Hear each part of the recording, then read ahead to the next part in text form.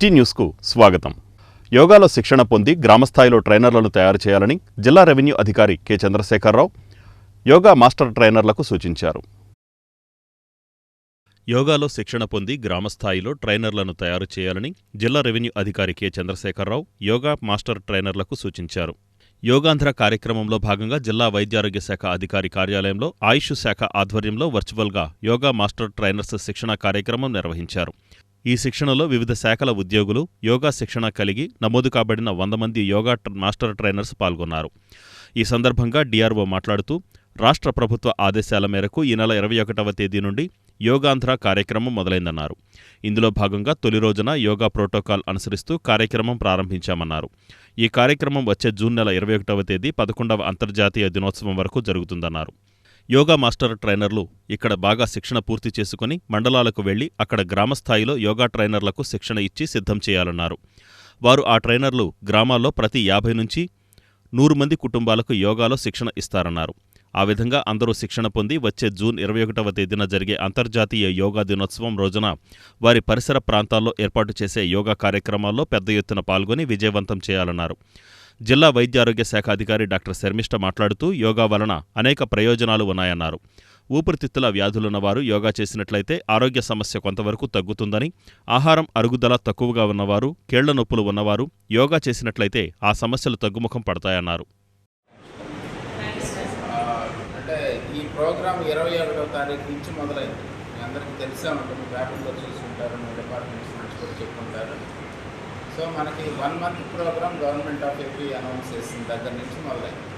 21వ తారీఖు వచ్చేసి కర్టన్ రైజ్ ప్రోగ్రాం అంటే ఆరంభం చేశారు. మేము చిన్న ర్యాలీ ద్వారా అట్లనే యోగాసనాలు స్టార్ట్ చేయడం ద్వారా ఆరంభం చేసాం.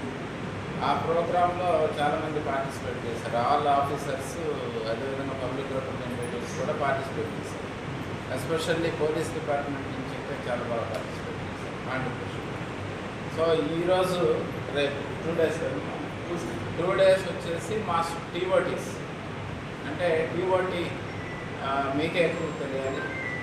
I think you are all trained. గతంలో ట్రైనింగ్ అయిపోయిన వాళ్ళే కదా, అయిపోయిన వాళ్ళ ఫ్రెష్ అస్సలు ట్రైనింగ్ తీసుకోలేదు. మేము ఫస్ట్ టైము ఎన్రోల్ అయ్యాము. ఈ సెషన్స్ వచ్చామని వాళ్ళు ఈవినింగ్ 4 o'clock సెషన్. నగరంలోని టెంపుల్ కాలనీలో పోలీసులు ఆదివారం తెల్లవారుజామున కార్డన్ సెర్చ్ నిర్వహించారు. నగరంలోని టెంపుల్ కాలనీలో పోలీసులు ఆదివారం తెల్లవారుజామున కార్డన్ సెర్చ్ నిర్వహించారు. జిల్లా ఎస్పీ ఆదేశాల మేరకు డీఎస్పీ సిహెచ్ రాజా నేతృత్వంలో సబ్ డివిజన్ పరిధిలోని సుమారు 100 మంది పోలీసులు ఈ కార్డన్ సెర్చ్లో పాల్గొన్నారు.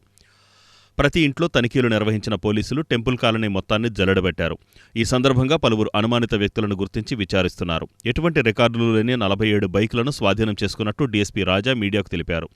ఇతర రాష్ట్రాలకు చెందిన అనుమానాస్పద వ్యక్తులు పరిసర ప్రాంతాల్లో ఉన్నట్లయితే పోలీసులకు సమాచారం ఇవ్వాలని డీఎస్పీ రాజా ఈ సందర్భంగా నగర ప్రజలను కోరారు. Good morning to all media. ఈరోజు మన ఎస్పీ గారి సూచనల మేరకు, డైరెక్షన్స్ మేరకు మచిలీపట్నం టౌన్లోని టెంపుల్ కాలనీలో కార్డన్ సెర్చ్ నిర్వహించడం జరిగింది. దీని ప్రధాన ఉద్దేశం ఏంటి అంటే అదర్ స్టేట్స్ సంబంధించిన పర్సన్స్ ఎవరైనా ఉన్నారా, ఎనీ సస్పెక్ట్స్ ఆ ఏరియాలో ఉంటే వాళ్ళని కంప్లీట్గా వెరిఫై చేయటం, యాజ్ వెల్ యాజ్ ఇంకేమైనా అసెట్స్ కానీ కాంట్రా కానీ దొరికేలాగా చూడటము. ఈ ఆపరేషన్లో సుమారుగా మన సబ్ డివిజన్ సంబంధించిన 100 మెంబర్స్ ఫోర్స్ పాల్గొన్నారు. ఉదయాన్నే 5:30కి స్టార్ట్ చేయడం జరిగింది.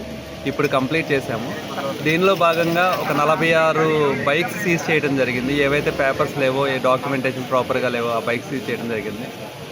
యాజ్ వెల్ యాజ్ ఒక ప్రీవియస్ అఫెన్స్ హిస్టరీ ఉన్న ఒక సస్పెక్ట్ని అదుపులోకి తీసుకోవడం జరిగింది. యాజ్ వెల్ యాజ్ అనదర్ 3 పర్సన్స్ని కూడా అదుపులోకి తీసుకోవడం జరిగింది. వీళ్ళందరినీ విచారించి ప్రాపర్గా మాకు ఎంక్వైరీలో క్లారిటీ ఉంటే పంపించేస్తాము.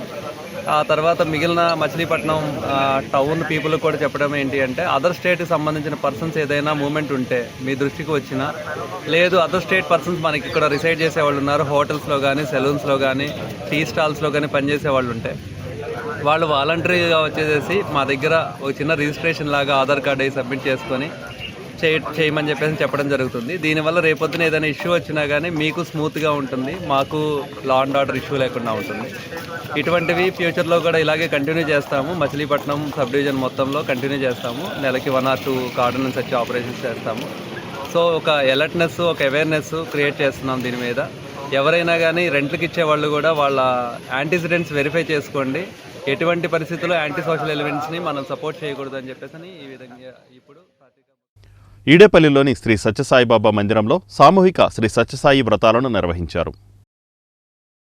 ఈడేపల్లిలోని శ్రీ సత్యసాయిబాబా మందిరంలో సామూహిక శ్రీ సత్యసాయి వ్రతాలు నిర్వహించారు. శ్రీ సత్యసాయిబాబా శతజన్మదిన వేడుకలలో భాగంగా 100 రోజులు శ్రీ సత్యసాయి అఖండ జ్యోతి కార్యక్రమాన్ని నిర్వహించుకున్న నేపథ్యంలో సామూహిక శ్రీ సత్యసాయి వ్రతాలను అత్యంత భక్తి శ్రద్ధలతో ఆచరించారు. 100 నగర సంకీర్తనలు, 100 నామ సంకీర్తనలు, 100 పాదుకా పూజలు, 190 లలితా కుంకుమార్చనలు, 100 నామ సంకీర్తనలు నిర్వహించుకుని 100 మొక్కలను నాటి 100 సనాతన సారథి స్వామి సాహిత్య మాసపత్రికలను చేర్పించిరి. పోతుకూచి ఆంజనేయ కుమార్ నేతృత్వంలో నిర్వహించిన ఈ కార్యక్రమంలో హనుమకొండ వెంకటేశ్వరరావు, వై సాయిబాబు, కొట్టే శివనాగాంజనేయులు, గోవర్ధన గిరిరాజు, కూరాళ్ల అనిల్ దంపతులు పాల్గొన్నారు. అనంతరం అన్నసమారాధన, నారాయణ సేవా కార్యక్రమాన్ని నిర్వహించారు.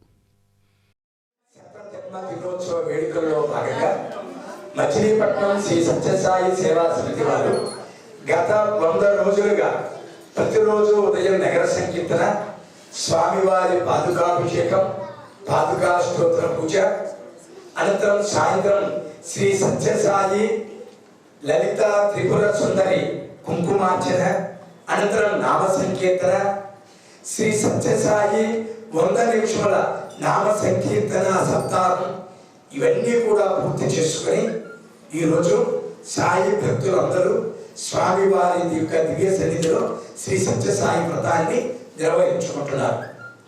భగవాన్ బాబా వారి 100వ జన్మదినోత్సవాన్ని పురస్కరించుకొని దేశ విదేశాలలోనూ, జాతీయ స్థాయిలోనూ, రాష్ట్ర స్థాయిలోనూ, జిల్లా స్థాయిలోనూ, సమితి స్థాయిలోనూ భగవాన్ శ్రీ సత్యసాయి బాబా వారి 100వ జన్మదినోత్సవ వేడుకలు అంగరంగ వైభవంగా నిర్వహించుకోవడమే కాకుండా దేశవ్యాప్తంగా 6 ప్రత్యేక రథాలు ప్రేమ సత్యసాయి బాబా వారి శతవర్ష జయంతి సందర్భంగా జరుగుతున్నటువంటి ఈ 100 రోజుల నామ సంకీర్తన, నగర సంకీర్తన కార్యక్రమం ఈ రోజు సాయి వ్రతాలతో మనకి పూర్తవబోతుంది.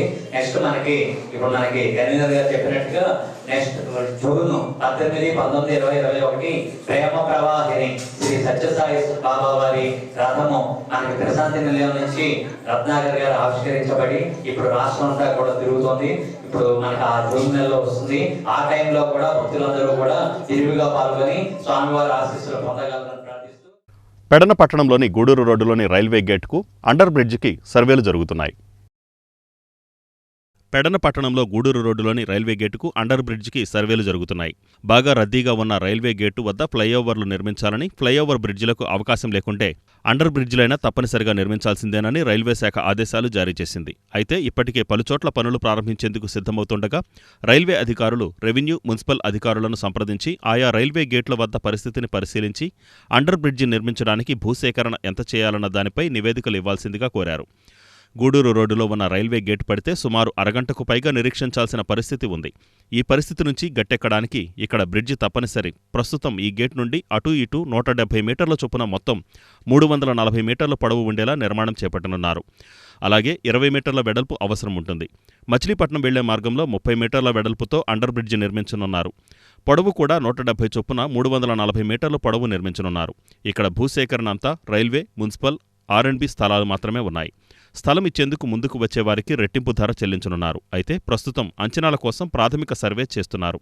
రైల్వే శాఖ నుంచి అండర్ బ్రిడ్జిల నిర్మాణానికి ప్రతిపాదనలు పంపించి ప్రాథమిక అంచనాలను వేసి పంపించాలని కోరుతూ ఆదేశాలు జారీ అయ్యాయని ఇన్ఛార్జి తహసీల్దార్ అనిల్ కుమార్ తెలిపారు. చిలకలపూడి CWC గోడౌన్స్ వద్ద ఉన్న శ్రీ అభయాంజనేయ స్వామివారి దేవాలయంలో హనుమత్ జయంతి ఉత్సవాలు వైభవంగా కొనసాగుతున్నాయి. చిలకలపూడి CWC గోడౌన్స్ వద్ద ఉన్న శ్రీ అభయాంజనేయ స్వామి దేవాలయం హనుమత్ జయంతి మహోత్సవాలు వైభవంగా కొనసాగుతున్నాయి. ఈ నెల 22న ప్రారంభమైన ఈ మహోత్సవాలు 30వ తేదీ వరకు జరగనున్నాయి. ఉత్సవాలలో భాగంగా ప్రతిరోజు స్వామివారికి ప్రత్యేక అలంకారము, భజన, నామస్మరణ, హోమములు, అభిషేకాలు, వివిధ కార్యక్రమాలు నిర్వహిస్తున్నారు. ఈ సందర్భంగా ఆలయంలో సౌరహోమం జరిపారు. ఈ నెల 31వ తేదీన స్వామివారి ఊరేగింపు జరుపుతున్నట్లు, ప్రతి నెల మొదటి మంగళవారం అన్నసమారాధన నిర్వహిస్తున్నట్లు ఆలయ నిర్వాహకులు తెలిపారు.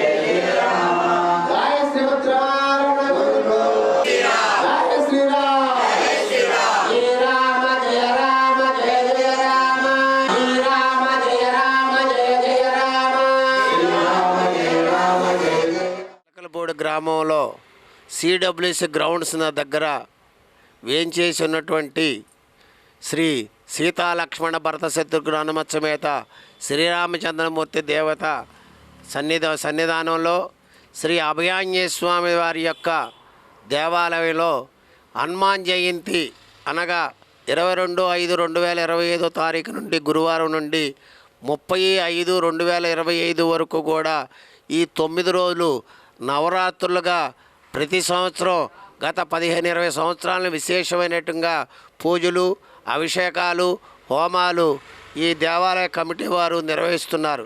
దానిలో భాగంగా ఈ హనుమాన్ జయంతి నుంచి ఈ హనుమాన్ జయంతి 22వ తారీఖు నుంచి 30వ తారీఖు వరకు కూడా ఈ నవరాత్రులుగా ప్రకటించి రోజు కూడా నిత్య నైవేద్య ధూప దీపాలే కాకుండా రోజు ఆంజనేయ స్వామి వారికి అలాగే శ్రీరామచంద్ర వారికి అభిషేకాలు.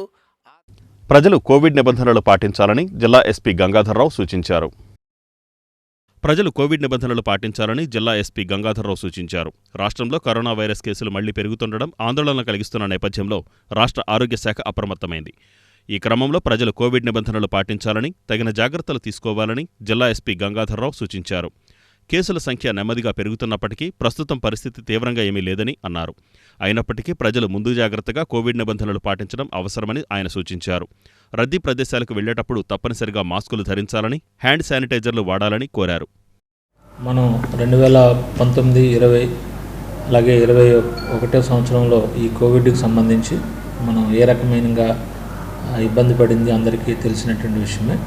సో దాంట్లో భాగంగా మన ఆంధ్ర రాష్ట్రంలో 1-2 కేసులు అక్కడక్కడ కనిపించినప్పటికీ ముందు జాగ్రత్త చర్యల్లో భాగంగా మెడికల్ అండ్ హెల్త్ డిపార్ట్మెంట్ వారు కొన్ని ముందు జాగ్రత్తలు చేస్తూ ఒక బులెటిన్ని రిలీజ్ చేయడం జరిగింది. మా పోలీస్ డిపార్ట్మెంట్ నుంచి కూడా మీ అందరికీ విజ్ఞప్తి చేస్తూ ఉన్నాము. సో ఈ కోవిడ్ లైట్గా తీసుకోకుండా తప్పనిసరిగా దీనికి తమకు సంబంధించినటువంటి జాగ్రత్తలన్నీ తీసుకోవాలని కృష్ణా జిల్లా ప్రజలందరినీ కూడా కోరుకుంటున్నాను. ఈ వార్తలు ఇంతటితో సమాప్తం. నమస్కారం.